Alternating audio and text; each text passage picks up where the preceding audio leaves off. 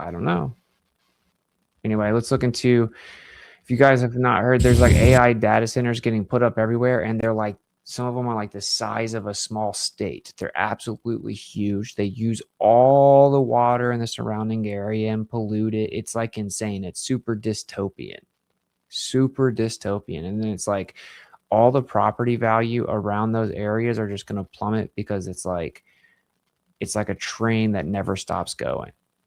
You know, because obviously the computing and processing demands, and this is why like the true gold of the future is electricity, which I mean everyone could have told you this a long time ago. Like even Bitcoin and everything, it's all about electricity. You understand though why they can't tell you the truth about the ether, right? They can't tell you the truth about how the fact that everything's in ether modality. Everything that exists is a different version of ether, electricity, light, magnetism, static electricity, all different modalities or versions of the same thing. That there's an endless ocean of energy all around you, which Nikola Tesla knew. You know, the guy responsible for our current electrical grid, and he only made the AC generator because he was asked to. And he's like, okay, I guess I will, and this is pretty primitive. And then the person that you don't know about, like Charles Proto Steinmetz, comes in and perfects it, but Tesla's really just trying to work on basically free infinite energy for everyone with his Wardenclyffe tower, which just takes energy out of the ambient energy out of the environment, out of the air. And so this is actually us pulling from the ether, which works like a will and pulley system. It's just like an infinite fluid ocean, right? And when they're in the infinitesimal prodigious worlds of velocity becomes matter, then when that energy resides, it reverts back into the ether. Everything from matter to light to energy, it's all ether, right? They've known this for a long time. There's no way that the government doesn't know this. The Nazis, we now have documentation from the Nazis where they extensively documented this and how ether physics is the true physics, and that relativistic physics is just, they called it Jewish mysticism and they outlawed it. It's like, oh, okay, yeah, but they were racists, you know. It's like, well, they were then very successful with things like UFOs, etc., utilizing ether physics. But we won't go into all that. But dude, long story short, and one of my most requested streams that I do again is my presentation on atomism versus ether, the only two frameworks ever. But atomism is the one that everyone believes in, the materialistic reductionist view that everything's made up of like these little bouncing balls everywhere, little atoms, right? Which conveniently were put together or put forth and proposed by a Greek philosopher, Democritus, a long time ago, who was a crazy person.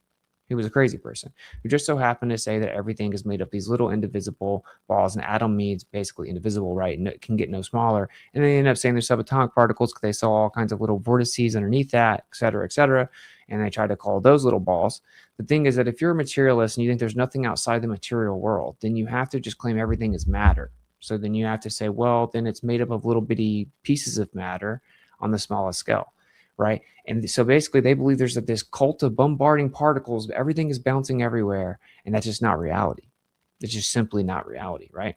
And then I go through all the many reasons why it simply isn't viable, right? You know, the atom that they claim is 99.99999% empty space sounds legit. And then the electron, which is like a fraction of that, like 1/100 millionth or something, and they can't actually find it, but it's there, but it's not there. So they use a probability distribution, a cloud distribution equation to say it's probably in this area, and this is the percentage that it will be in this area at this given time. But anytime we try to go look at it, it's not there. Okay, like when do you start to put together this is BS, right? So anyway, I won't get too off the rails here, but the point is that understanding this, and this all goes back to the fact that the earth is actually the center of the universe and not moving, right? And you get into Michelson Morley and actually doing the test and then finding out that the earth is not moving. And then to keep the belief that the earth is moving around the sun, they had to propose relativity and claim that space expands, that the measuring apparatus got contracted but looked like it was the same size. You just can't tell. It's actually smaller, but looks exactly the same size. And if you go to measure it, it's going to measure as exactly the same size, but it actually got smaller. Trust me, bro. And simultaneously, just coincidentally, time also stretched out. What does that even mean? Time stretched out. It's stretched out and then slowed down the exact amount that matches how much the apparatus contracted. And both of those contracted and stretched out and slowed down the perfect, precise amount needed to make it look like the earth wasn't moving anymore. It's like so stupid. It's so stupid. But that's where this all came from. To keep the belief that the earth is moving around the sun, they had to throw out the ether. and then come up with a bunch of excuses and mental gymnastics to try to claim that even though there's no test that ever be done that can show that the Earth is moving, you can't actually detect it or measure it ever on Earth with any test, even optical tests using light, the most precise form of measurement known to man. Just trust me, bro. We are moving. We're free falling in a straight path that's also curved. You just can never tell. It's like, all right, bro, cool story. So look, we're not covering that right now, so take it or leave it. I'm just letting you know the Earth doesn't move. It's the center of the entire universe. Everything moves around it. There's an ether. This has been known for a super long time. And of course, you know, it was suppressed and hidden. So what that turns into is like some type of nonsense propaganda that's given to the world, right?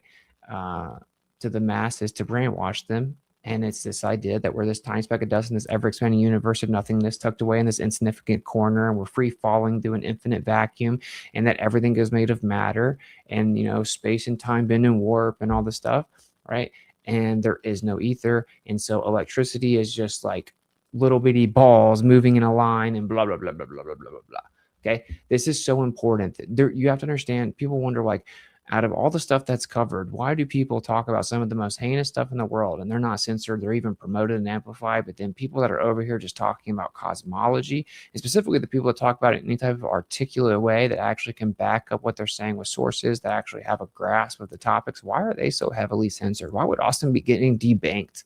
Well, because it's just like one of the most important topics in the world. Like, they can't really afford for that to become like common knowledge, right? Like, that would, dude, it is the gold of the future. Like, the way that the current system set up is electricity is the most valuable thing in the world, and the scarcity of electricity is what is making people billions and billions of dollars. So if there's some type of world, some type of dynamic or, you know, scenario where everyone just can't run out of electricity, it's everywhere, that changes a lot. I mean, really, it also decimates Bitcoin. Right? I mean, what happens to Bitcoin whenever you can mine it for free? So anyway, I know that was a bit of a side tangent. Okay, so I'm just saying that is a truth. That's a piece of information that could free us from this dystopia. People are like, why even talk about it? And maybe you can argue it's a futile pursuit, destined to oblivion. But it's got to be worth a try, right? I mean, if truth is truth, truth's important. You got to speak truth, right? So instead, we're building gigantic buildings that are using the archaic, you know, methodologies of electricity. And we're built, to me, it's just so dystopian to have gigantic buildings. I mean, I guess there's a ton of land in the United States, you would really never see it. And you could just drive through Nebraska and not see anything for hours. But it's like, it's still just kind of weird. I mean, check it out.